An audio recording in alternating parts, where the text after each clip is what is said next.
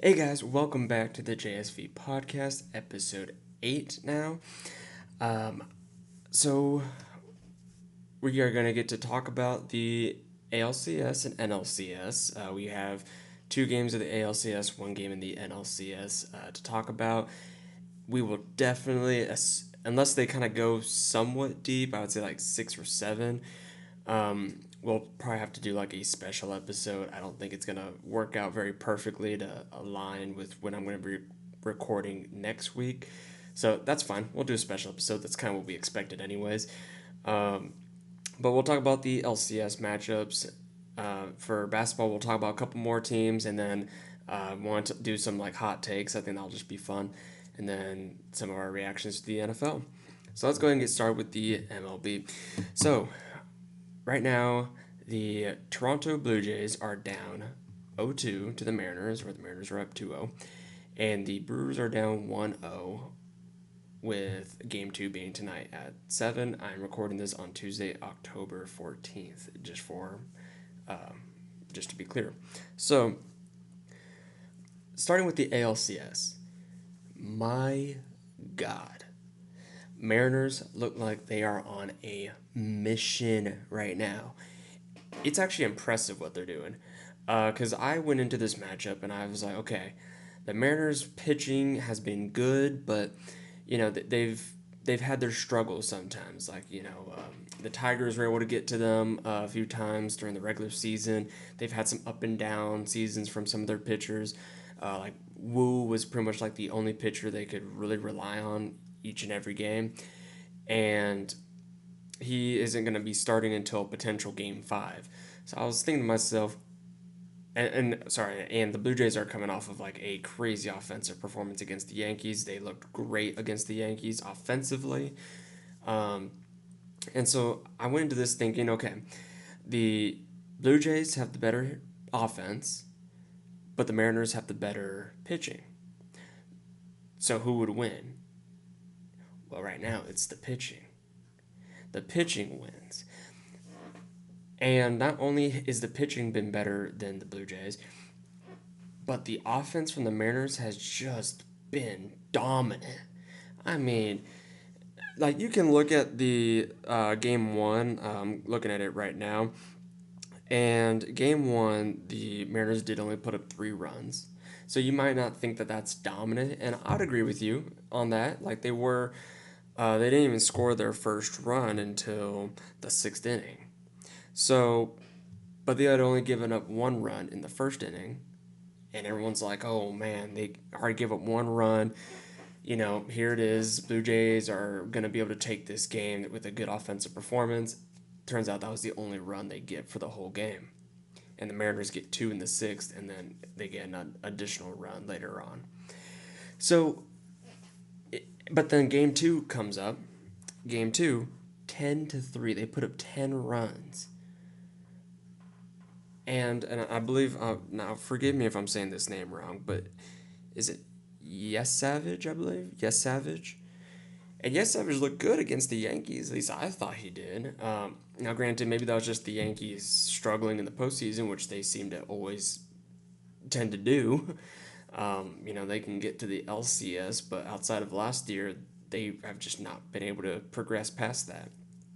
So it's a little tough to, I guess, say was that more so on the Yankees just being the Yankees, or is that, and this is more of what like Yes Savage should expect against maybe more quality teams, or was this maybe the one off? In which case, if that's the case, it's unfortunate it had to come in game 2 of the ALCS when you already dropped game 1.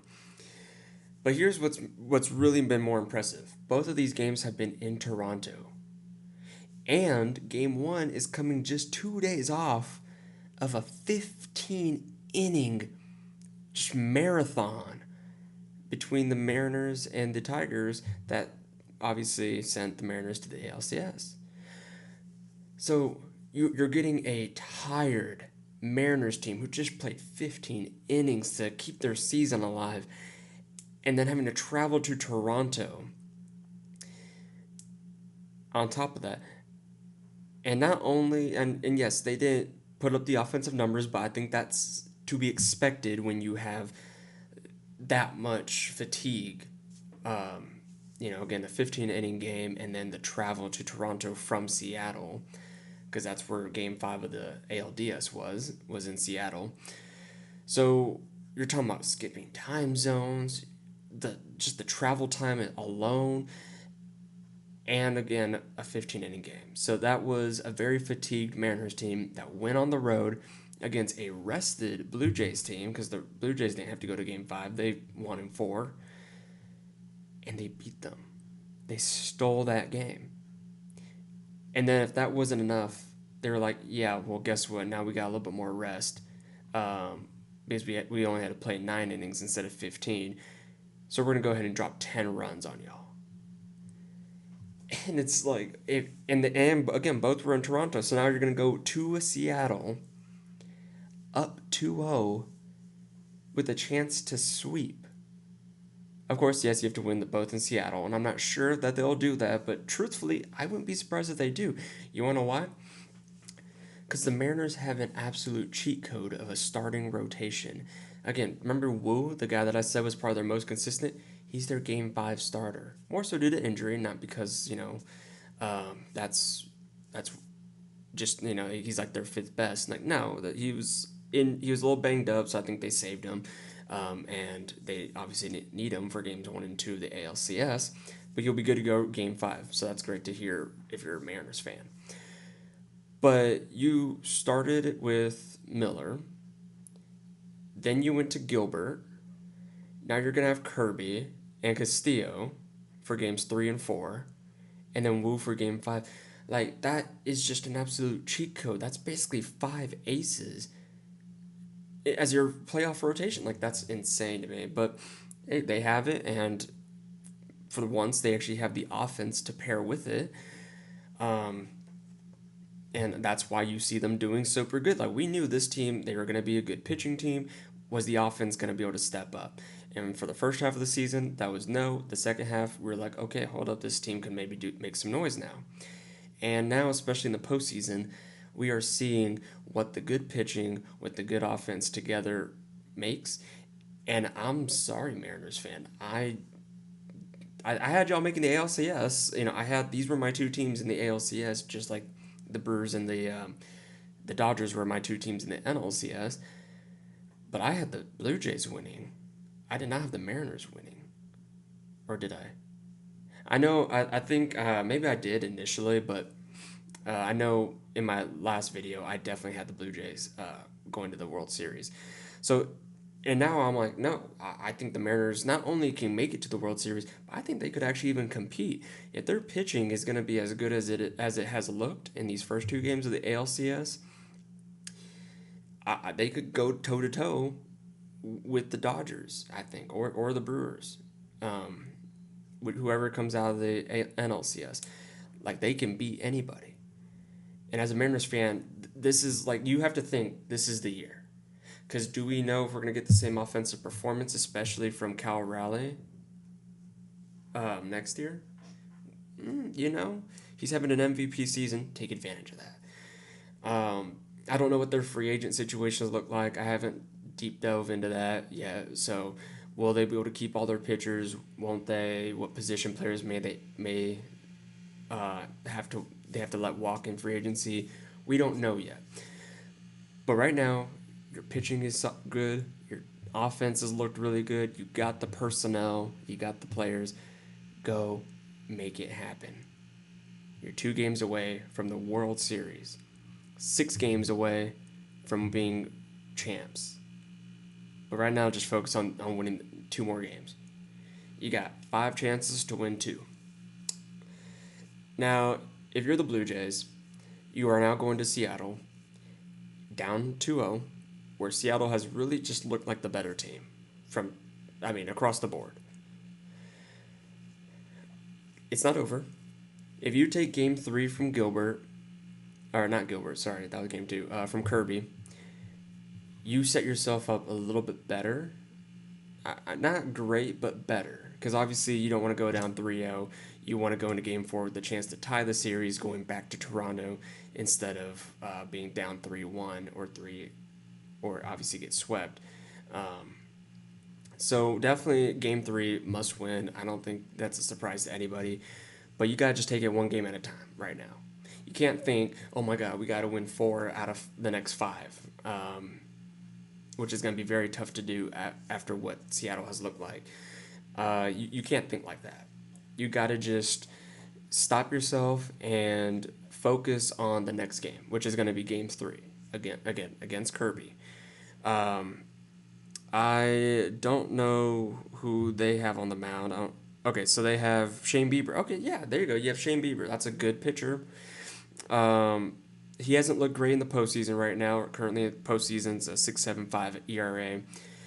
So that's not great, but it's at least, at least it's not like a bullpen day. You have a guy who has in the past been an ace, and you just are hoping that he can step up when it matters most.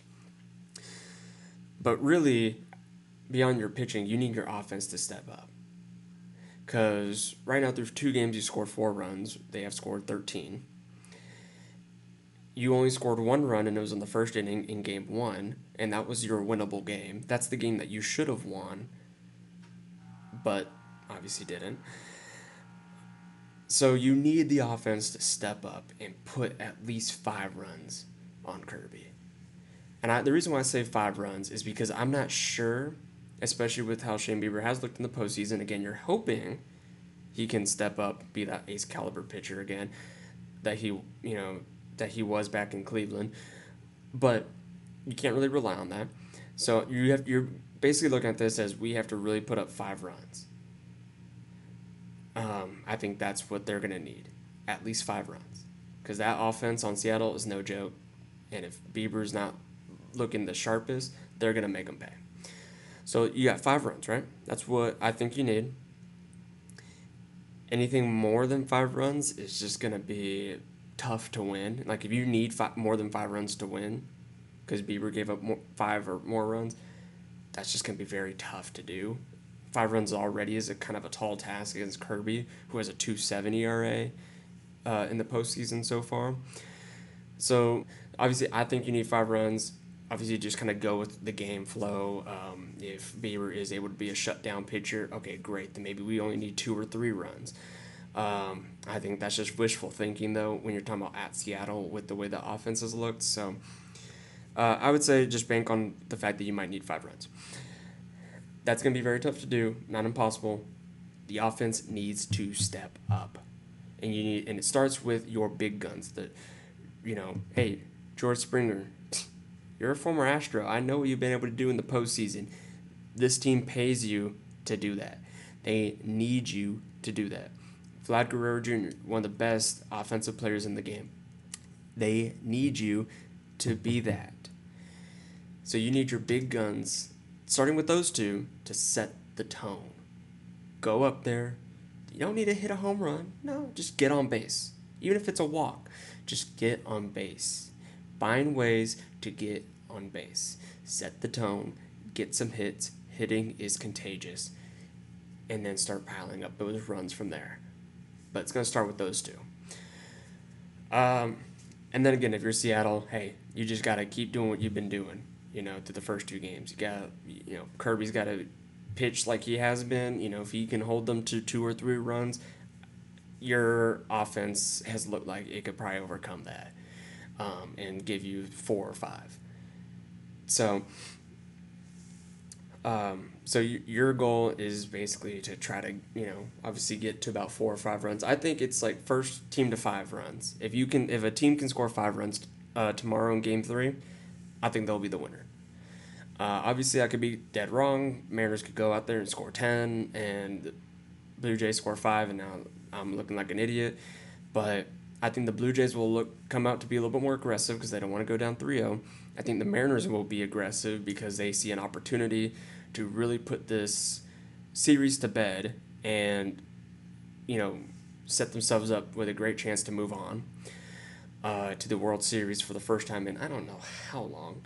So both teams, I think, are going to come out aggressive. And then the pitching as well. I mean, pitching is going to be very, that. It has to be sharp.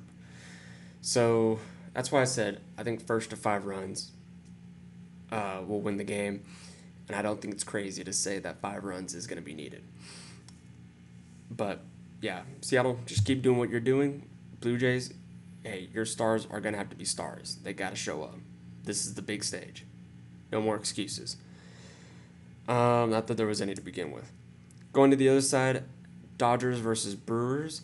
Now, we only get one sample size, and it was a really fun game. You got that really weird play that John Boy breaks down, so I recommend going to check out John Boy Media and his video on that play. Officiating, crazy. They got it right. Like, I mean, it was crazy good that how well they officiated that play. Every umpire was like perfect on that play. Very very cool to see considering how much we like to bash umpires. So it was great to see them actually kind of get like the limelight in a good way. But definitely check out his breakdown. I'm not really going to talk about that play too much because John Boy does a much better job than I could. So but it was just a really fun game, and the final score was 3-1. 2-1, and it was kind of unfortunate for the Brewers because the Dodgers obviously scored that second run in the ninth, and then you come out in the bottom of the ninth, get a run that would have been the game tying run to send it to extras. Instead, it was just the one run to make it a little bit closer. But so there's not. I mean, I can't really say that there's like a really definitive team that's been dominant in that game one. I think the Dodgers and the Brewers, I think the Dodgers probably looked a little bit better than the Brewers did offensively.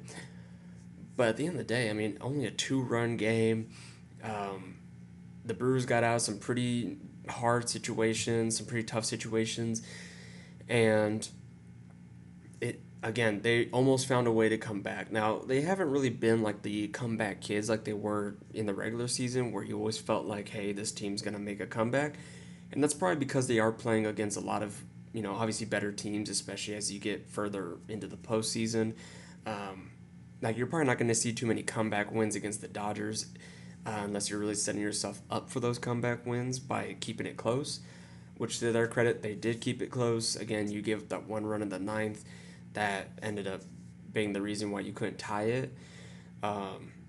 If you hold them scoreless in the ninth, now you're talking about extra innings. Who knows? Maybe the Brewers then are able to walk it off, or maybe the Dodgers do hold on and end up winning in extras. We don't know, obviously, but it was a close game. It was a good game, and I think that's kind of what I'm expecting to see from. I was expecting to see that from the ALCS, but maybe a little bit more offensive. But I think in the NLCS, it's going to be a lot more of a pitcher's duel, night in, night out. Not because these offenses aren't necessarily good, but I think the pitching from both sides is just better than kind of like what we've seen from the pitching side in the American League. Now, the Mariners are kind of making me eat my words for thinking that initially, so we'll see. But I think the National League will be very much pitchers' duels, and it comes down to who can find ways to win. And both of these teams have proven they can find various ways to win, which is why I think this is going to be a very fun series. I hope the Brewers win today, not because I'm rooting for the Brewers per se. I don't really care who wins this series, if we're being honest. Even as an Astros fan, I'm not a huge Dodgers hater. I was for a while, but I really like Shohei Ohtani, I'll be honest. I like Freddie Freeman. I think he's just really cool and a great guy. So I like watching them play. They are a fun team. I'm not going to deny that or take that away from them. So I really don't care who wins. I just want the Brewers to win today, so that way we're going to LA tied 1-1 instead of LA winning 2-0, because then we might have a short series. That's kind of boring. I want something long, exciting, fun. I know last week I was saying I want some more exciting games, and hey, I got that. Tigers and Mariners gave me that 15-inning game. I know the Phillies, they didn't win, and they, lost in 4, but hey, they at least kept it close though in game 4, where they had a chance to do something there late but couldn't. And then Brewers Cubs were also pretty fun games as well. So I just want games more like what we saw with the Dodgers and Brewers. where we're going to the ninth inning and it's like, hey, every pitch matters, every hit matters, every run matters because it's a tight game. So I want more games like that. So I'm hoping that Brewers win today in a close one, so that we can just get a long series of fun, close games. That's what playoffs are about. And as a just bystander with no skin in the game, I'm rooting for just some chaos, but like dramatic chaos, close games. Obviously, if you're a fan of the Dodgers or Brewers, you're hoping we go out there and blow the other team out, which is understandable. I'd be doing the same thing if my team was in it, but either way, I'm hoping we have some fun games. So that's all I had to really talk about there on the LCSs. We don't have, again, too much of a sample size yet from the NLCS. Game 2's tonight. We'll see. Very excited for it. I'll be watching it. And then we'll see if the Blue Jays are able to make it a series against Seattle. So moving on to the NBA. We talked about a couple of teams last week. I think this week I want to talk about a couple more teams just so it doesn't feel like I talked about my favorite team and then a couple of others and then that's it. But I also do want to do some hot takes. So this week we're just going to talk about a couple of teams. It's going to be the Bucks and it's going to be the Nuggets. And so starting with the Bucks.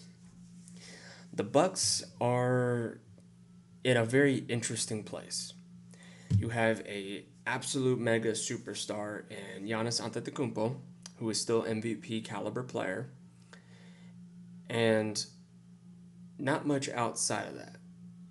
You did bring in Miles Turner, and I thought that was a great move considering you lost Brook Lopez, and I think Miles Turner at this point in their careers is probably better than Brook Lopez, mainly because he's also younger, so he may not regress as much. You still have Kyle Kuzma, who you got in the Chris Middleton trade to try to start shaving off some of that salary. But you really just don't have a whole lot more. I mean, Cole Anthony, I'm looking at it right now, like Cole Anthony, Kevin Porter Jr., AJ Green, Bobby Portis, of course, Ryan Rollins, Amir Coffey, like nothing really screams out at you as like, oh, this is going to be a contender outside of Giannis and Miles Turner. Because at least Turner's played in the NBA Finals. Giannis obviously is a champion, superstar, all the accolades that you could possibly think of. He is amazing. You also have Kyle Kuzma, who won an NBA championship, but I don't know. It's Kyle Kuzma hasn't really kind of like lived up to the hype that he probably came into the league with. He has flashes, but he also of like being great, and then he also has flashes of just being absolutely terrible. So it kind of makes it really tough to gauge like what kind of player he is and will be. He's pretty unreliable, pretty inconsistent.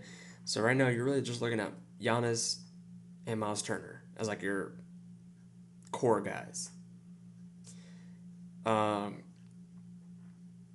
the rest just they're like, okay, you maybe get some solid players, but nothing that really jumps out the page. Now you're in the benefit of being in a pretty weak Eastern Conference, in a pretty weak Eastern Conference. However, you still have teams like the Cavaliers, the Knicks, the Pistons, the Magic. The Heat and Celtics may still be able to do something. Because, the Celtics stuff like, Anthony Simons, Peyton Pritchard, Derek White, Jalen Brown. I was about to say Jalen Green. I'm like, nope, that's not right. Jalen Brown. And you might get Jason Tatum back during the year. I haven't seen too much on like the update, like when his timetable is. I haven't really paid too much attention to that, but so yeah, Celtics could still be good. You got Magic, Heat should not be taken lightly. The Hawks should be pretty good. Cavs, Knicks, 76ers, depending if they can stay healthy. Raptors have an interesting team. Like you have some interesting teams out there, and the only thing that's really keeping you as an interesting team instead of being like maybe one of the worst teams in the East is Giannis. Now, you don't have your first round picks, and that's why you probably are a little bit reluctant to trade Giannis. But my question would be, could you really keep him? What are you going to do this year that's going to make Giannis want to stay? Because Giannis has made it clear he wants to go get a second ring. You're not contending this year. Not with that roster. If you win a championship with that roster, Giannis might be the greatest of all time. Because you're talking about rosters. I mean, I just named you a few in the East. That's not even counting the ones on the West that could make it out and probably are better than your roster. The roster is just not set up to contend for a title this year. And then next year is like the last year of his deal. I think he has a player option, but it's like, okay, so then what can you do this year that sets you up for next year to contend? Answer is, I don't know if there's much. So now it comes down to, would you trade Giannis? Who could trade for Giannis? And I think last week I had said like the Spurs could trade for Giannis, maybe should. I think that's probably debatable if they should or not. And I kind of named like a package. It's like, okay, now if you're the Bucks, taking off my biased Spurs glasses, if you're the Bucks, is that enough? Do you feel good about that return? I mean, what did I say? I think like 4 first-round picks, Keldon, Devin Vassell, maybe another player if needed. Maybe you get some second-round picks in there as well. Like, does that make you feel like you got a good return, especially when you look at maybe what those picks might be? Maybe. Could. Probably not, though. Because while, yes, 4 first-round picks sounds good,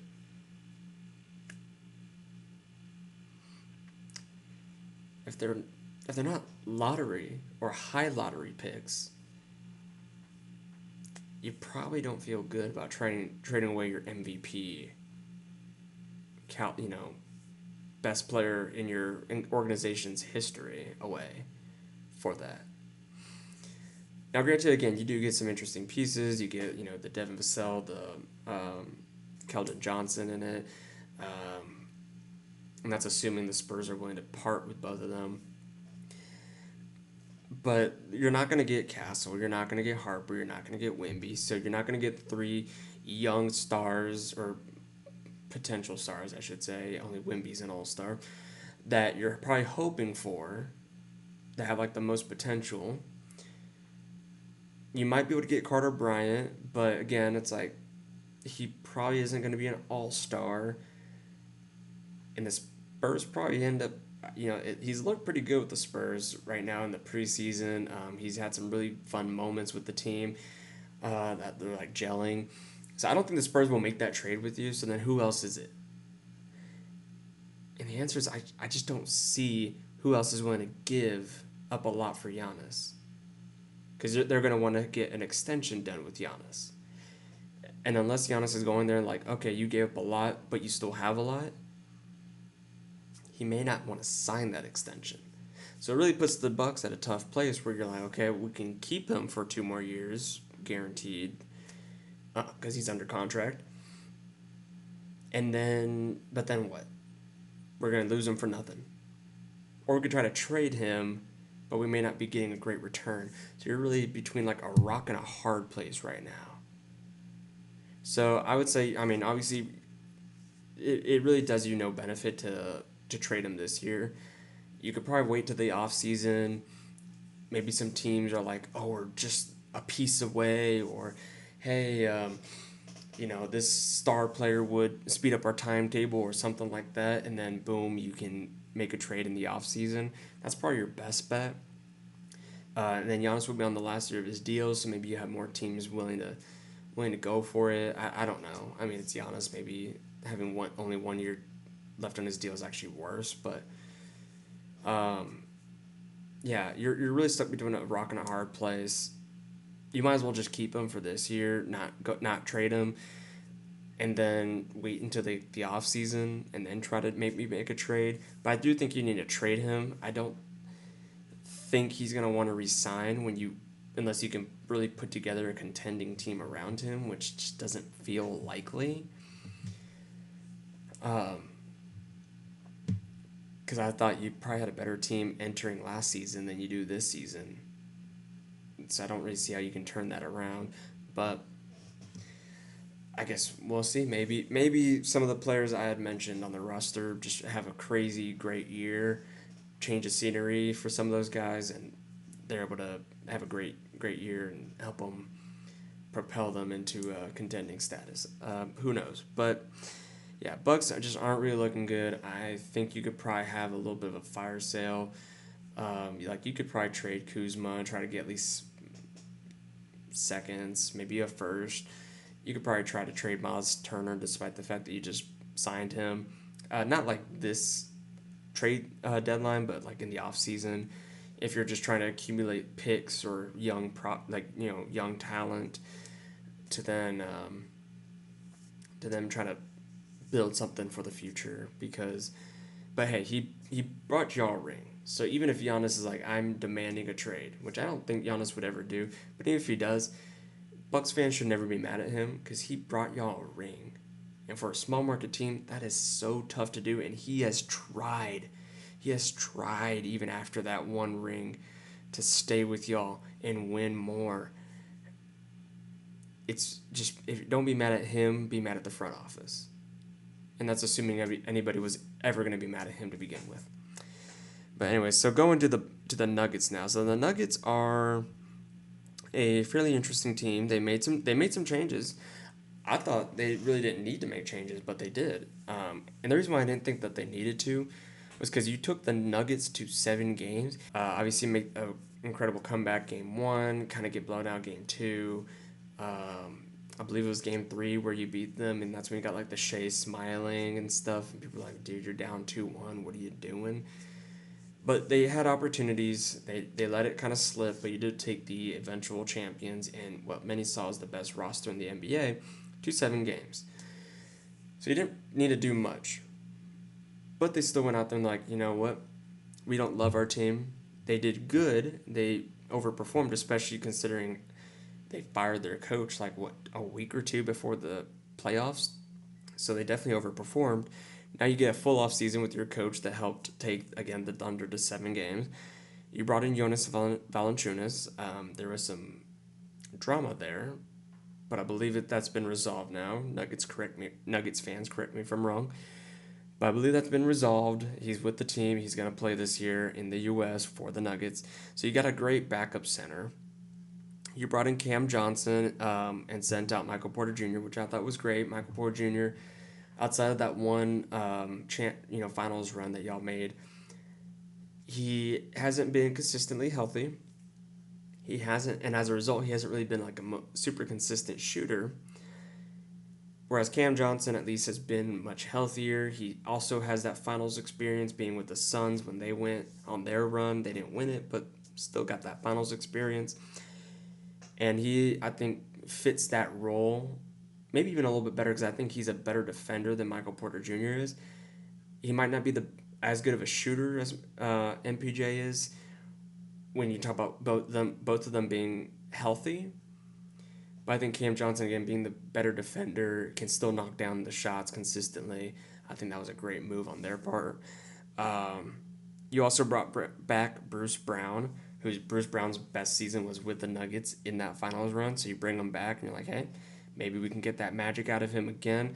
I wouldn't put it past him, especially playing with a guy like Jokic, who's such a great playmaker and just demands so much attention from the defense that his presence alone can elevate everybody else because now you're getting better shots, whether that's from his own creation or just the fact that he's now getting double teamed, so now you're wide open. Either way, he elevates players. So you bring back Bruce Brown. You have Tim Hardaway Jr., who's pretty inconsistent. He had some good moments in the playoffs. And again, I think if a full season now with Jokic, who can elevate players, maybe he can elevate his game to being kind of what we had seen in some of those years in Dallas, where he was really good. But yeah, I mean, starting lineup, Murray. I guess I don't really know exactly who might be their shooting guard. I would assume maybe it's either Braun or Brown. But then your small forward, I think you'd probably want it to be Cam Johnson. That way Aaron Gordon can stay at the power forward, which I think has just been where he's better. And then Jokic as the center. And then you'd at least have Brown or Braun, depending on who starts, coming off the bench with Valanciunas, Tim Hardaway. You still got like De'Ron Holmes. So you're definitely, I think, 8 deep now. Whereas I think last year you're probably maybe like, I don't know, 6 deep at best, maybe 7. But now you go 8 deep, and if some other guys can step up their games, you could even go like 9 or 10 deep. So you're a deeper team. You still have the trade deadline to make some more moves if needed. But I like what the Nuggets have done. I think they are going to be an absolute monster in the West. And truthfully, with the injury to Fred VanVleet in Houston, even though yes, they do have KD, I kind of like the Nuggets being the 2 seed. I think they're the closest to beating the Thunder than anybody else in the West. And so that alone kind of makes me want to put them as that 2 seed. Especially with the Rockets not having Fred VanVleet, and you gave up, Jalen Green. Yes, you got KD, who's better, and so they'll still be a very good team, don't get me wrong, but I don't know. The Nuggets have the best player in the West. OKC fans are going to be mad at me for saying that because they're like, oh, we got Shea. Jokic is the best player in the NBA. I mean, just in the West, but in the NBA. So, yeah, I don't think that's even crazy to think about. I mean, he's a good shooter. He's a good playmaker. He's a good inside scorer. He can beat you in so many different ways. Jokic is the best player in the NBA. Hands down. So, you have the best player. You have an improved roster, a deeper roster. I think they're the 2 seed. I still think that Thunder will be the 1 seed because their roster is even deeper. And I think they're a better defensive team than the Nuggets are. But I think the Nuggets could actually even push for that 1 seed, especially now that teams have kind of seen what the Thunder have. They've seen kind of how to beat them with the Nuggets and the Pacers taking them to 7 in the postseason. You kind of have a little bit of a formula now on how to beat them and how to play against them. So Thunder may not have the super spectacular year that they had last year, but at the end of the day, defense is going to still be there, and defense wins championships. So, you never know. But Nuggets, they got that experience, and they always seem to play better in the postseason. So those are the 2 teams I want to talk about. So let's talk about some quick hot takes. So hot takes. Number 1. I don't know if this is going to be necessarily a hot take. The Grizzlies will be a bottom 3 team in the West. I think the Grizzlies will be a bottom 3 team in the West. The only other team I can the 2 teams I think that will be below them are the Jazz and the Suns, but the Pelicans, I think the Pelicans could be better than the Grizzlies. So the Grizzlies will be a bottom 3 team in the West. You already see some injuries going on with Triple J, and I think I mentioned this already as well. If him and especially Ja go down with an injury, there's no one else that's really able to elevate them.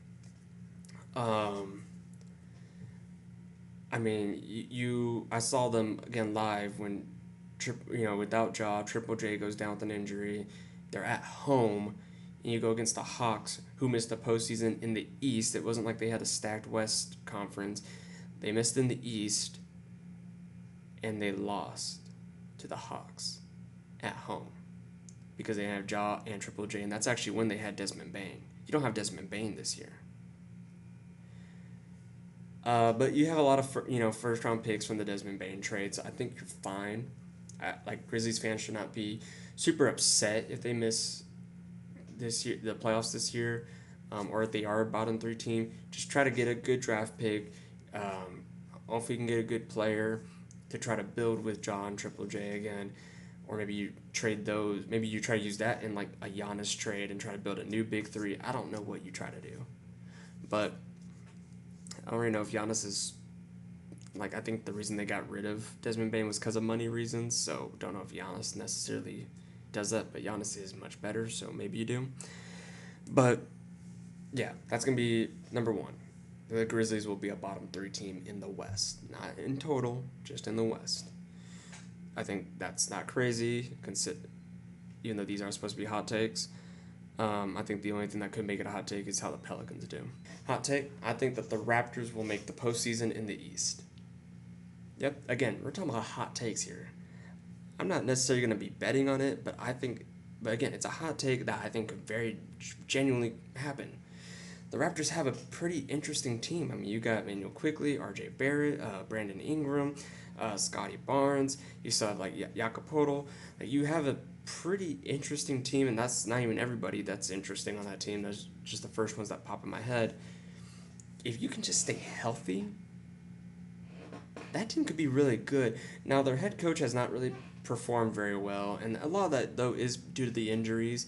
But you have a coach on a hot seat right now with the Raptors, because I have some reports that he might be on the hot seat this year.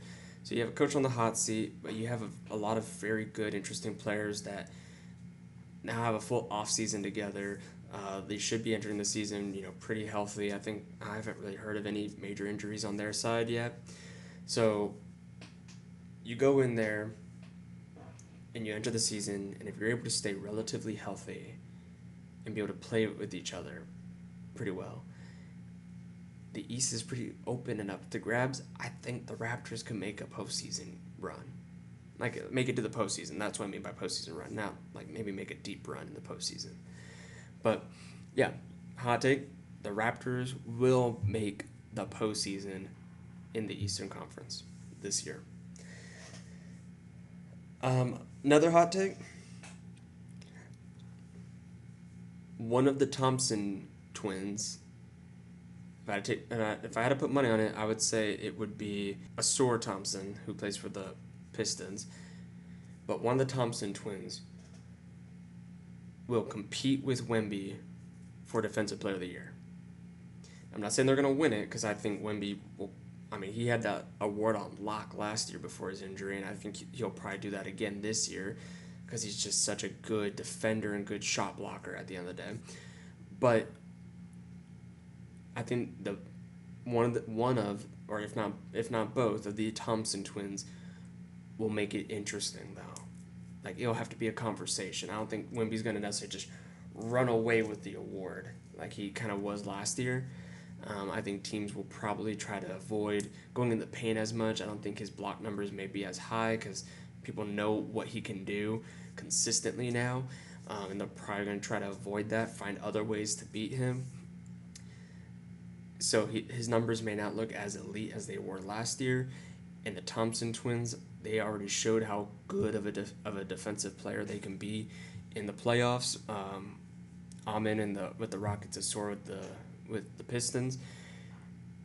So I have the Thompson twins, well, at least one of them, and if I had to put money on it, it'd be Asor, really competing with Wemby for Defensive Player of the Year. Because I think they're just that good. Dyson Daniels could also do it, but I think Dyson Daniels, again, we've seen how good he is. We know how good he is of a defender.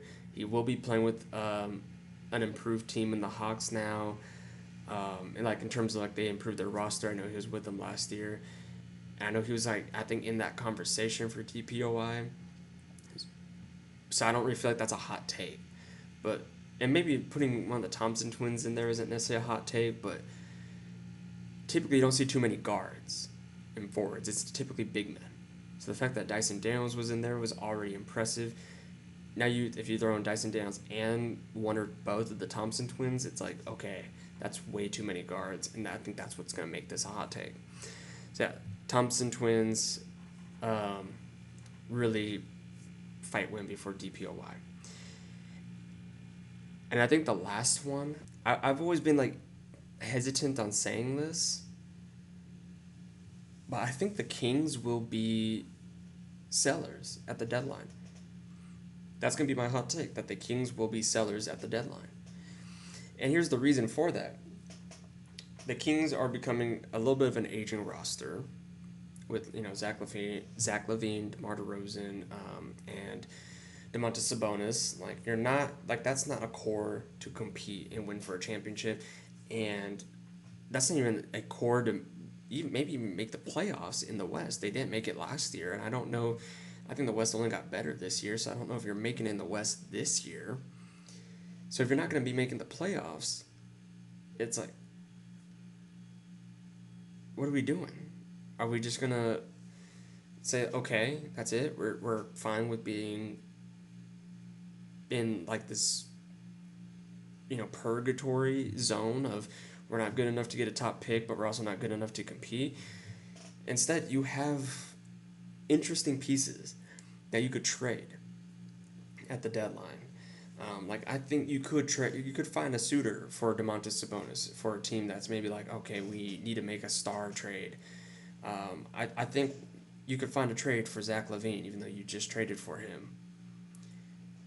I think you could find a trade for DeMar DeRozan. DeMar DeRozan, the reason why I think you can find a trade for him is because of how good he is in like the fourth quarter, and as long as he doesn't regress too much, he's still a very, very quality player that can help you when it matters most. So, which is like the fourth quarter. So I think the Kings would at least try to be sellers at the deadline. That's going to be my last hot take. And Kings fans, I'm sorry, but I think you should also be rooting for that because I think it's time to just kind of hit the reset right now. So yes, be the sellers. Try to get rid of some of these players and just kind of start rebuilding again. I know, not something you want to hear, but you're kind of already missing the playoffs anyway, so you might as well at least try to tank and get a top 5 pick or something to help improve your odds of getting back to the playoffs. Plus, again, with how competitive the West is now, this might be the best time to try to take a back seat. Because, like, the Mavericks, how much longer are they going to be able to contend? Kyrie's aging, Klay Thompson's aging, AD is aging, Warriors, they're aging, Timberwolves have an aging Gobert. It's not like Randall's, exactly a young player either. The Clippers have aging stars. The Lakers, they have Luka, so maybe. Depends on how they can build around Luka after LeBron leaves. This might be your time to try and tank, to get some good young pieces, let them develop, and then contend when, again, like the Warriors, the Clippers, maybe the Lakers, what was the other one I just said? The Mavericks, even the Nuggets might even drop off a little bit because, let me see. I don't actually know the ages of these players off the top of my head. Jokic, 30 years old. Jamal Murray, 28. But Jamal Murray also isn't like an all-star. He has kind of actually not really been, the best player these last couple of years, like we saw during that finals run. So again, some of those teams might drop off, and you don't want to let too many of the, you don't want to, and the Pelicans might drop off too. It's hard to say for sure if they will, because they do have some young pieces as well, but they haven't really even been able to prove that they can win with the pieces they have now, and it's only going to get tougher for them. So take this time, sell, be bad when the West is really good, and then as some of these aging teams start falling off in the West, that's when hopefully you have your young core that can help you compete. So Kings, sellers at the deadline. That's my final hot take. So that's it on the NBA side. Going to the NFL side now. I don't know what's going on with the Eagles. First off, the NFC East in general. NFC East, we were looking at as okay, they weren't going to be the best division in the NFL, but it was you got the Eagles, Super Bowl favorites heading into the season. You got the Commanders. They had just made the NFC Championship game. They're still probably going to be really good. You had the Cowboys. Okay, it's like, that defense may struggle, but hey, that offense looks really good, and that's exactly what it's been. So you always had you had the potential to have 3 playoff teams though. And I don't think it would have been crazy, absolutely. I don't think it would have been absurd to say that all 3 teams make the playoffs. Far-fetched maybe, but not absurd. So, but now it's like all those 3 teams that I just named lost. The only one that won was the Giants, the team that everyone expected to maybe be the worst in the league. They won, and they beat the Eagles to win, and they're the only team in the NFC East to win. Yeah, right now the Commanders just have not looked like they have been able to build off the magic that was that last year's postseason run. Eagles, they have offensive issues like crazy. They can't run the ball. Jalen Hurts can't pass the ball. And before you're like, how about that streak that he had before interceptions? Did you see that wide open pass he had to Devontae Smith?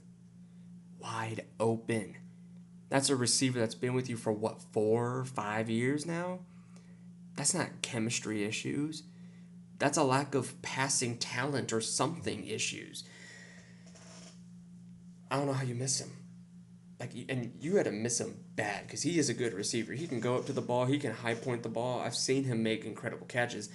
But you overthrew him like crazy. So you can't really pass the ball. You can't run the ball. You had to do 4, not 1, not 2, not 3, 4 tush pushes.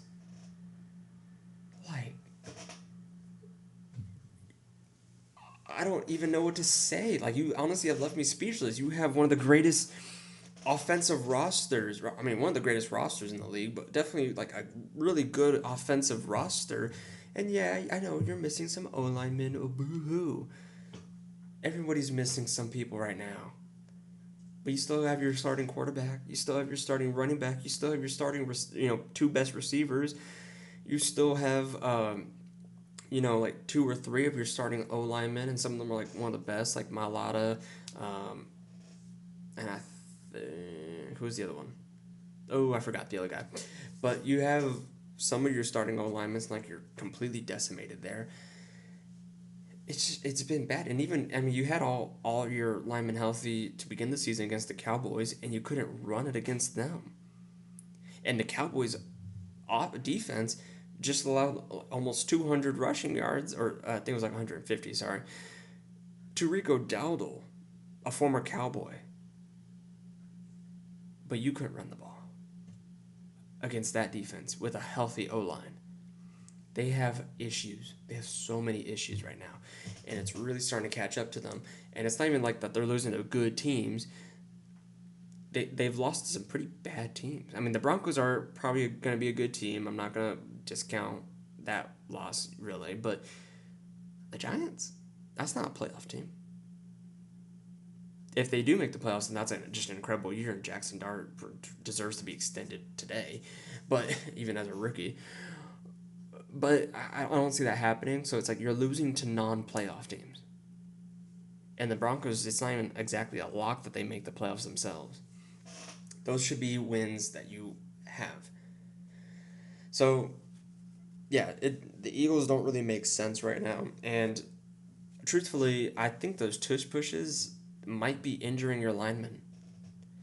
I've heard some of the Eagles linemen, I forgot who it was, but I remember one of them saying, the tush push, she's it kind of sucks doing it because obviously it is very draining on the body with how much weight is on you when you're at the bottom of those piles, diving forward. And people have said that the tush push is a cause for concern when it comes to injuries. I have said on this podcast, do not ban the tush push because it's an unstoppable play. That's a weak mindset. But you should ban the tush push if it's causing injuries. In fact, I think a Giants player got injured on one of those 4 tush pushes. And the tush push isn't exactly helping y'all anymore because your O-linemen are going down, which is kind of hurting on the long run because while, yes, you guys can still execute the tush push, congrats, it's not like you're losing linemen. Your linemen are getting fatigued faster. So therefore, you're not going to be winning games, or you're definitely not going to be in top form in the playoffs. Tush push should just be banned.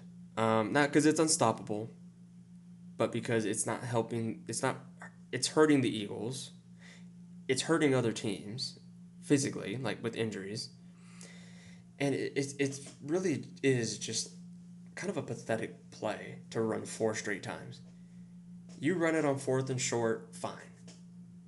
But you run it on 3rd and short, and then 4th and short, and then 1st and goal, and then 2nd and goal. It's like, come on.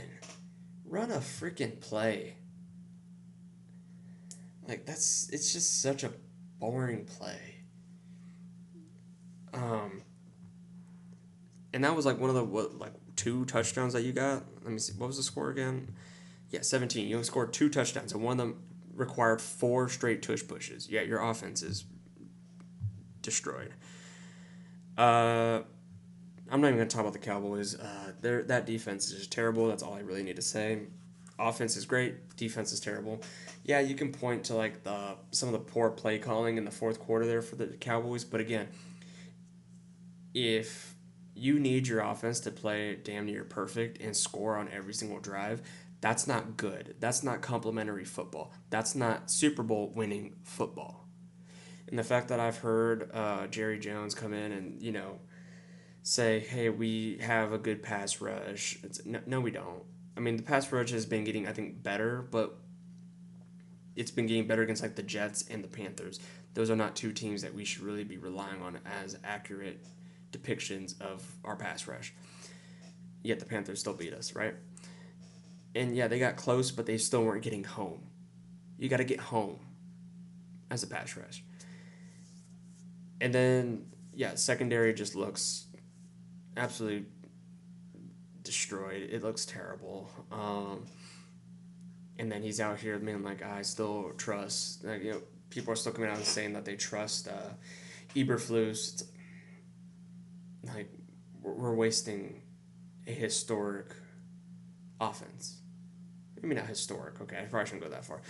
But we're wasting the top offense in the league. We're wasting an MVP caliber season from Dak. So, whatever. Cowboys are just, like I said, pathetic. Isn't that what I called them in my first episode in this podcast? Yeah, guess what? Bringing it back. The Cowboys are pathetic.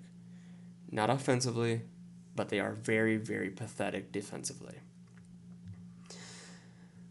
Falcons got a big win on the Bills. That was actually pretty surprising. I did not expect that the Falcons would beat the Bills. The Falcons have actually looked sneakily good with Michael Penix. Bijan Robinson, been dominant. He's a great running back. Drake London, looking like a really good receiver.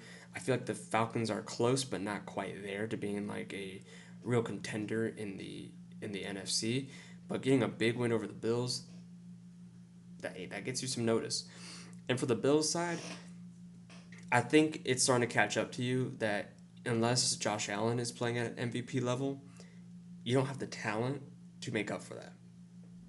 James Cook is a good running back. But your wide receiver room, once again, is very lackluster. And you're relying on Josh Allen to be MVP Josh Allen to win you games. And that's really starting to show. You need more offensive firepower. And you probably need a little bit. Defense isn't terrible, but it's not great. You definitely need some help on the defense too. But yeah, I think you just need to get a little bit more talent on that team than what you currently have. But should never take them out. Should never count them out yet.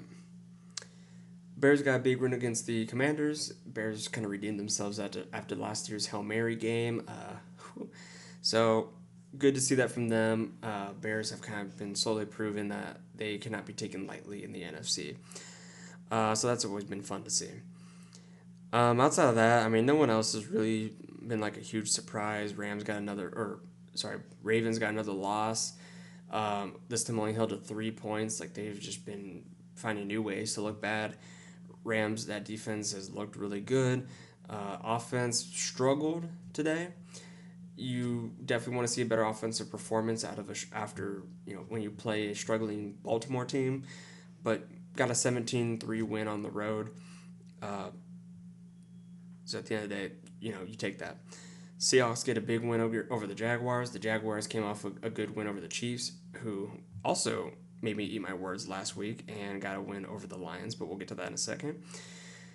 Jaguars, I'm not going to overreact to this one. I mean, again, the Seahawks are a good team.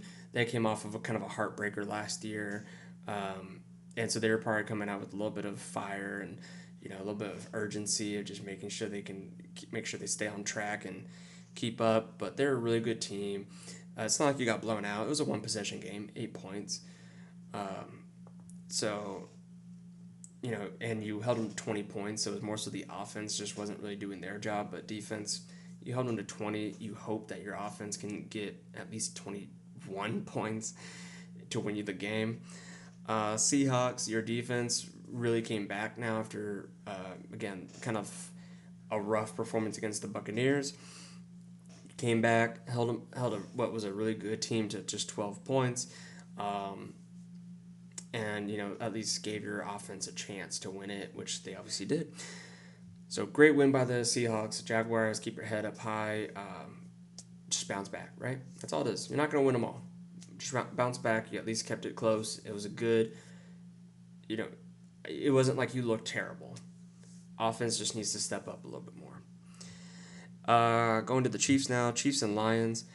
I didn't really watch too much of this game because I was having to do something else, unfortunately, at that time. But I did really want to watch it. I kind of had it on in the background. But I mean, the Lions just did not have a good offensive performance. I think that might have been more attributed to the Chiefs' defense. And the Chiefs finally, as a team, really was like, okay, we have to get a win, a quality win, a good win to get our season back on track. I said that the Chiefs were looking terrible last week, and I ate my words. Sorry, Chiefs. Sorry, Patrick Mahomes. I should never have doubted you.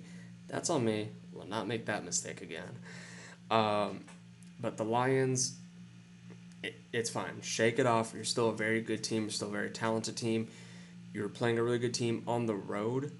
And you had some opportunities there in the game, even late in the game, to try to either take a lead or just at least, tie the game, and just couldn't.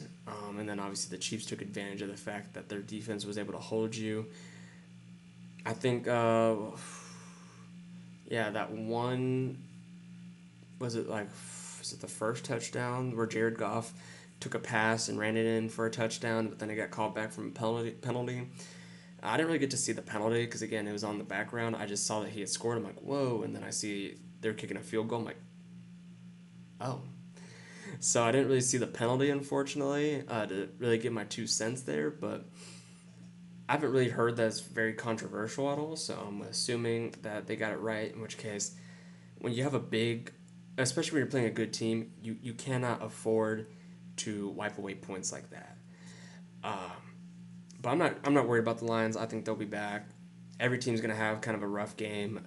At least your rough game came against a good team, right? So, yeah, again, kind of not really talking too much about it. I will admit, I didn't watch a lot of these games in depth because I was pretty just upset with the Cowboys losing, and specifically like the way that they lost. So that's on me. I should have still watched some of these games. Some of these games were still very fun to watch, or would have been fun, I guess. But, so yeah, I've kind of just accepted facts now that Cowboys are probably just going to look rough this year. And it's going to be a little bit of a throwaway year, so I'll go into that next week with that in mind. That way I don't get too down on myself. And we'll actually watch some of the other games. So, looking into week 7. So now we are going to do the predictions again. Last week I did a lot better, 9-6 compared to 5-9, so I'll take that. But we're going to keep striving to do even better. So, Steelers at Bengals. Give me the Steelers. The Bengals have just not looked good. Aaron Rodgers has. They came off of their bye week, and who did they beat? I know they won last week. Yeah, they beat the Browns 23-9. Browns have a pretty good defense. Bengals don't have a very good defense, so I expect that the Steelers will probably put up some, good amount of points on the Bengals, and they have a defense that can probably hold the Bengals in check, especially when you're talking about they don't really have like a elite quarterback with Joe Burrow being out. So give me the Steelers over the Bengals. Rams and Jaguars. It's gonna be at Jacksonville again. That one's gonna be a good one. That's gonna be a pretty 50-50 one in my opinion. Oh, it's the 8:30 a.m. That would have been a good one to watch, but I mean I'll wake up to watch that game, but man, don't get me wrong, I've enjoyed having those international games. So I wake up and I'm like, oh, cool, I can put on a football game right away. I just kind of liked it when it was like, But Rams and Jaguars, so it's not really at Jacksonville then, because it should be the international game if it's at 8:30. I want to lean Rams, but if Puka Nacua is not healthy, then I'm kind of going to go Jaguars. But I got to make a decision. So you know what? We're going to be bold here. Give me the Jaguars. Jaguars are coming off of a loss to a good team.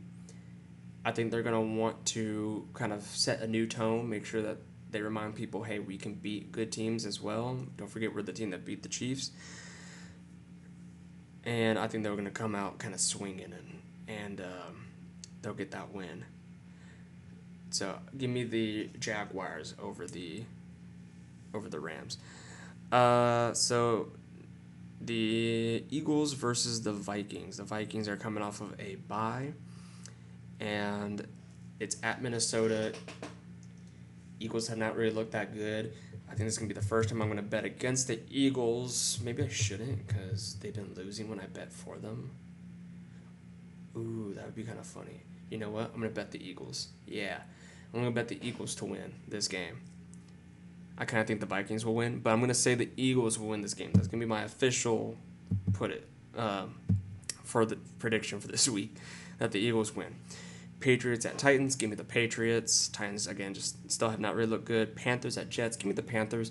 I know anybody that goes against the Dallas defense looks great, but Rico Dowdle has had 2 weeks in a row now of being a great back. Jets, again, have just looked absolutely awful. They don't have Garrett Wilson anymore on the for the passing game, and that's honestly the Panthers' one weak spot is at the passing game. So give me the Panthers. Dolphins and Browns. Yikes. So Dolphins nearly got a win against the Chargers.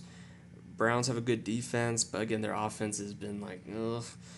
So, give me the Dolphins. I think the Dolphins will beat the Browns. Saints and Bears, give me the Bears. Saints have not really looked good. Chiefs, Raiders have not really looked good. Colts and Chargers, give me the Colts. I think the Colts have looked a lot better than the Chargers have. Daniel Jones is just playing a lot better right now than Justin Herbert. And just the Colts just look better as a team overall. So yeah, give me the Colts. Giants at Broncos. Hey, the matchup of the two teams who just beat Philadelphia. All right. At Denver. Denver kind of got a narrow win over the Jets and they're coming off that international game. Right, because that was the morning game on Sunday. Yeah, it was. So that was the international game, so they're going to have a lot of travel. Give me the Giants, who are coming off a big win and have a big spark right now with Cam Scatterbo and Jackson Dart. So Giants. Packers, Cardinals. Give me the Packers. They looked a lot better against the Bengals last week. I think they're going to keep trying to improve off that. Improve that Cowboys week was just a fluke. So give me the Packers. Commanders, Cowboys, give me the Commanders. I have to go with my boys all the time. I think the Commanders will win, though. But, no, I have to go with my boys. I have to keep it with it. I'm sorry. That was just me giving who I think will win, but no. Just like the Eagles, even though I don't think they're going to win, give me the Cowboys. That's going to be my official pick. Falcons and 49ers. Give me the Falcons. The 49ers injuries have started to kind of catch up to them. Falcons just got a pretty good win against, I just saw it yesterday. Why did I forget already? The Bills. Thank you. Wow. So the Falcons got a pretty good win against the Bills just yesterday. Now they're playing against a really beaten up 49ers team. Give me the Falcons. Buccaneers at the Lions. That's going to be a good one. That's going to be a very good one. Ooh, I'm kind of excited for that one. Monday night game. All right. Give me the Lions. I think the Lions. At home, at Detroit. That's a good environment. Give me the Lions. They don't want to lose 2 in a row. And then Seahawks versus the Texans. Give me the Seahawks. Texans still have not made me feel confident, but I like the Seahawks a lot. So those are my picks. Thank you guys so much for watching, showing the support. Please like, comment, subscribe. For the comments, give me your ALCS, NLCS predictions for baseball. Give me some hot takes for the NBA, and then for the NFL. I don't know. Give me who your. Let me see. Tell me who you want your favorite team to trade for at the trade deadline. That would be the NFL comment. Who do you want your favorite team to trade for at the NFL trade deadline? So please like, comment, subscribe. If you are watching on Spotify, thank you so much for the support on there as well. Any and all support is much appreciated. All right. Well, thank you so much. I'll see y'all next week, and y'all have a good one. See ya. Bye.